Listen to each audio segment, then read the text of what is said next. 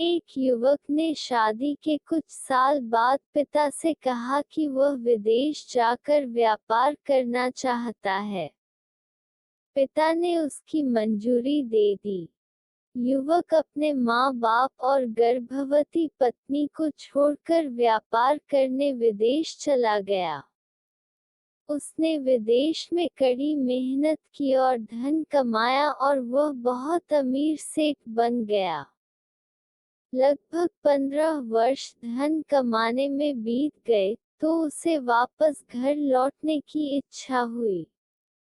पत्नी को पत्र लिखकर उसने आने की सूचना दी और जहाज में बैठ गया। वह सेठ कुछ दिनों बाद अपने नगर पहुंचा। नगर के एक चौराहे पर ही उसने देखा कि एक व्यक्ति एक बोर्ड के साथ खड़ा था। उस बोर्ड पर उसने लिख रखा था बेशकीमती ज्ञान के सूत्र। सेठ ने उस व्यक्ति के पास जाकर पता किया तो उसने बताया कि मैं बेशकीमती ज्ञान के सूत्र बेच रहा हूँ। तो सेठ बोला, ठीक है, एक सूत्र मुझे भी दे दो। वह आदमी बोला, मेरे हर ज्ञान सूत्र की कीमत 100 स्वर्ण मुद्राएं है। सेठ को यह सौदा महंगा तो लगा, लेकिन उसने एक ज्ञान सूत्र खरीद लिया। उस व्यक्ति ने सेठ को ज्ञान का सूत्र दिया, कोई भी कार्य करने से पहले 2 मिनट रुककर सोच लेना। सेठ ने वह सूत्र अपनी डायरी में लिख लिया। सेठ को अपने घर पहुंचते पहुंचते रात हो गई।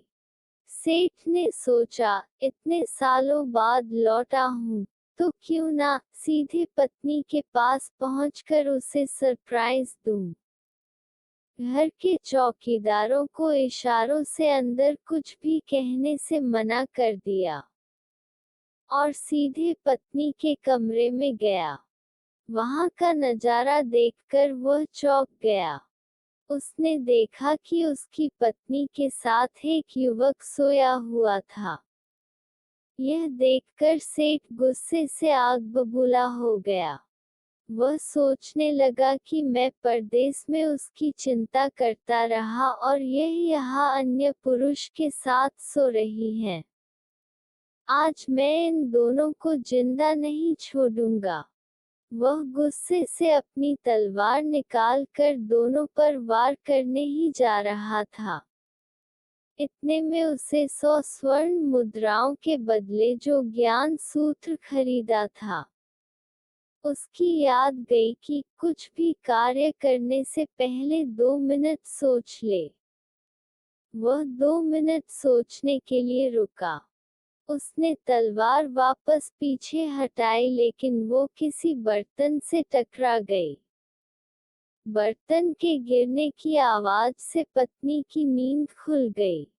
आँख खोलते ही उसने अपने सामने अपने पति को देखा, तो वह बहुत खुश हो गई और बोली, आपके बिना जीवन सुना सुना था। इंतजार में इतने वर्ष कैसे निकले यह मैं ही जानती हूँ। पत्नी ने इतना बोलकर पास सोए हुए युवक को उठाते हुए बोली, बेटा उठ जा, तेरे पिताजी आए हैं। युवक उठकर जैसे ही पिता को प्रणाम करने झुका तो माथे की पगड़ी सेठ के पैरों में गिर गई। उसके लंबे लंबे बाल बिखर गए। सेठ की पत्नी ने कहा, यह आपकी बेटी है। इसके सम्मान को कोई आंच न आए, इसलिए मैंने इसे बचपन से ही पुत्र के समान पालन पोषण और संस्कार दिए हैं।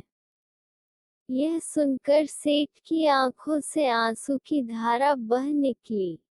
उसने पत्नी और बेटी को गले लगा लिया और सोचने लगा, यदि आज मैंने उस ज्ञान सूत्र पर अमल नहीं किया होता तो आवेश में आकर कितना अनर्थ हो जाता। मेरे हाथों से मेरा ही निर्दोष परिवार खत्म हो जाता। दोस्तों, इस कहानी से यही शिक्षा मिलती है कि जल्दबाजी में आकर कोई निर्णय न लेवे, क्योंकि जब हम आवेश में होते हैं तो हमें अच्छे बुरे का ख्याल नहीं रहता है।